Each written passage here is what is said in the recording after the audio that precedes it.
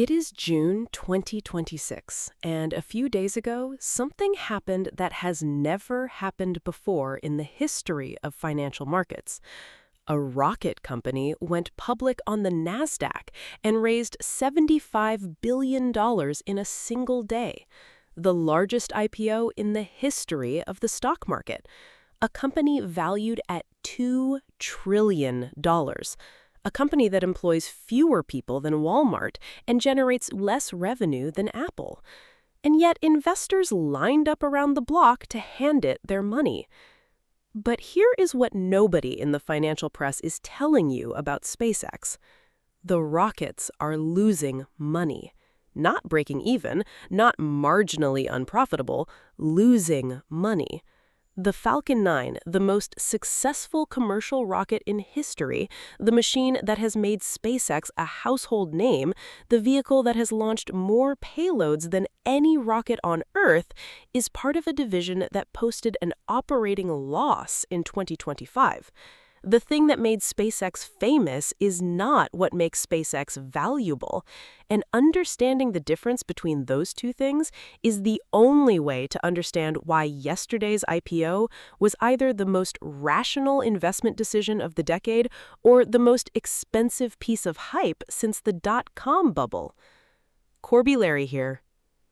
To understand what SpaceX actually is in 2026, you have to go back to what it was in 2002, and you have to understand why Elon Musk started it in the first place, because the answer is not what you think. Musk did not start SpaceX to make money. He started it because he went to the NASA website in 2001 looking for information about a crewed Mars mission and could not find one. He was 30 years old, freshly wealthy from the PayPal sale, and genuinely convinced that the survival of human civilization required becoming a multi-planetary species. He tried to buy a refurbished intercontinental ballistic missile from Russia to launch a greenhouse to Mars as a publicity stunt. The Russians laughed at him. He flew home, sat on the plane doing the math on a spreadsheet, and decided the only rational response was to build his own rocket company. This is the origin story everyone knows. What they forget is how close it came to ending before it started. SpaceX's first 3 rocket launches failed. The Falcon 1, a small 2-stage rocket designed to prove the concept of low-cost commercial launch, exploded on the pad in 2006. It failed again in 2007. It failed a third time in 2008, taking with it the ashes of astronaut Gordon Cooper and actor James Doohan, Scotty from Star Trek, who had paid to have their remains launched into space. After that third failure, Musk told his team they had enough money for exactly one more launch attempt. If it failed, SpaceX was over. On September 28, 2008, the fourth Falcon 1 reached orbit. That launch bought SpaceX enough credibility to win a NASA contract worth $1.6 billion to resupply the International Space Station. It also bought Musk enough time to develop the Falcon 9, the rocket that would change everything. Not because the Falcon 9 was more powerful than its competitors, but because of what SpaceX did with it after it launched. They landed it. The first successful landing of an orbital rocket booster, returning it from space and setting it down vertically on a landing pad, happened on December 21, 2015. It sounds like a party trick. It was actually a financial revolution. Before reusability, every rocket was a single-use vehicle. You built it, you launched it, it burned up in the atmosphere or fell into the ocean, and you built another one. SpaceX estimated that propellant accounts for roughly 0.3% of the cost of a rocket launch. The rocket itself, the hardware, accounts for the other 99.7%. If you can recover and reuse the rocket, you eliminate the single largest cost in the entire industry. By 2026, SpaceX has launched and recovered the same Falcon 9 boosters more than 20 times each. The unit economics of a reusable rocket are not just better than a disposable rocket, they are in a completely different category. And this is how SpaceX cornered the global launch market. not through government subsidy, not through political connections, by making it mathematically irrational for any customer to choose a competitor. But here is the twist that the S-1 filing revealed, and this is the detail that changes everything about how you should think about yesterday's IPO. The launch business is not the point anymore. In the first quarter of 2026, SpaceX generated $4.7 billion in total revenue. The launch division, all those Falcon 9 flights, all that reusability, all that market dominance, contributed $619 million. That's 13% of the company's revenue. 13%! The thing SpaceX is famous for is a rounding error in its own financial statements. The other 87% comes from something most people think of as a side project: Starlink. In the first quarter of 2026, Starlink generated $3.3 billion in revenue. In all of 2025, it generated $11.4 billion, up 48% from the year before. It now has more than 10 million active subscribers across 160 countries. And unlike a rocket launch, which is a one-time transaction, a Starlink subscription is recurring revenue, monthly, predictable, scalable, the kind of revenue model that makes software companies worth hundreds of billions of dollars, which is exactly the point. What Elon Musk has built and what investors paid $2 trillion to own a piece of yesterday is not a rocket company. It's a global internet service provider that uses rockets as its infrastructure. The rockets are the pipes. Starlink is the water. And like all infrastructure, once you've laid the pipes, the marginal cost of adding another customer is almost zero. Think about that at scale. Starlink has 10 million subscribers today. The total addressable market for satellite internet, people in rural areas, on ships, on aircraft, in developing countries with inadequate terrestrial internet infrastructure, is estimated at several hundred million potential customers. Elon Musk has publicly stated he believes Starlink can reach hundreds of millions of subscribers. At an average of even $80 per month per subscriber, that's the revenue profile of one of the largest companies on Earth.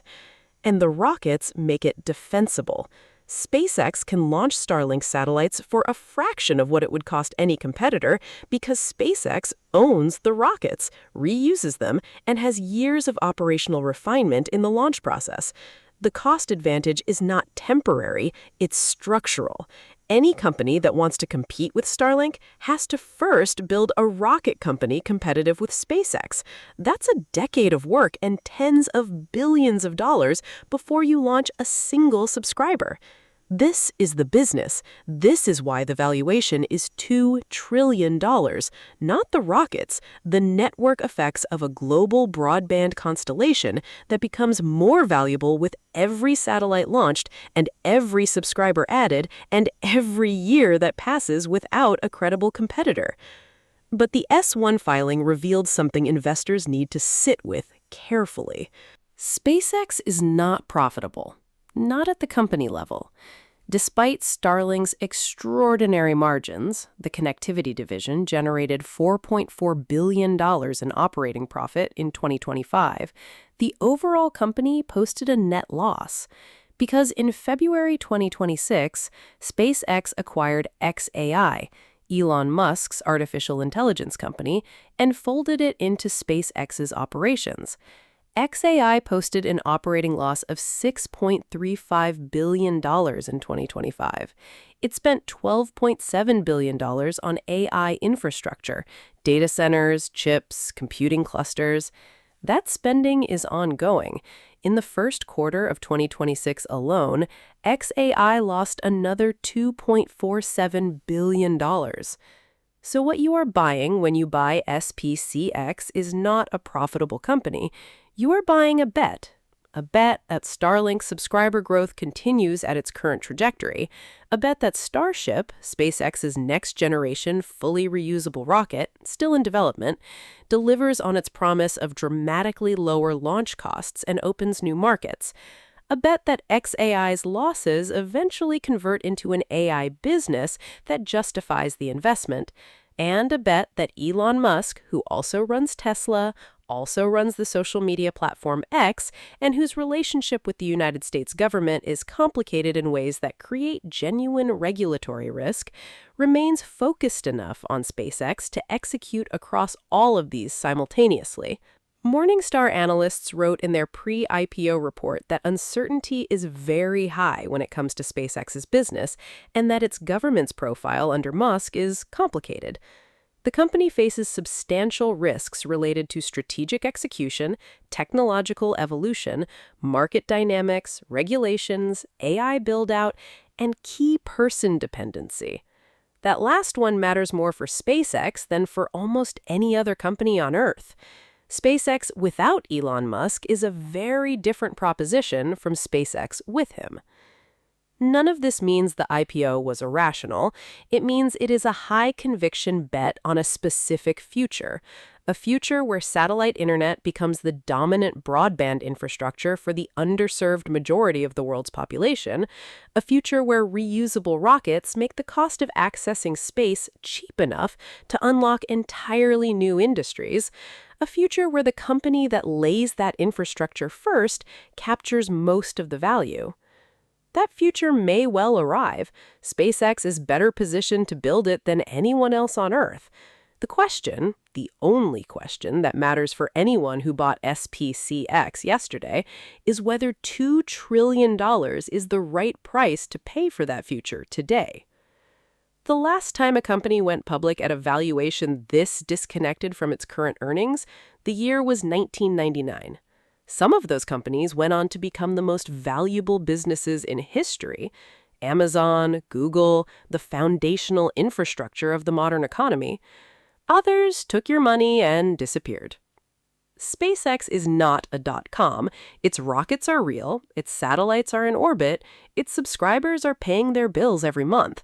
But the investors who lined up yesterday to own a piece of it are making the same fundamental calculation that investors have always made at moments like this. They are not buying what SpaceX is. They are buying what SpaceX might become. The next time you see a Starlink dish on a rooftop, on a fishing boat, on the tail of a commercial aircraft, that is the business, not the rockets, not the Mars mission, the dish, the subscription, the monthly payment. The invisible infrastructure that Elon Musk built under the cover of the most spectacular engineering story of the 21st century. That is how you raise $75 billion in a single day. You build something nobody can ignore, and then you reveal that the thing everyone was watching was never really the point. Corby Larry here. Drop a comment and see you in the next video.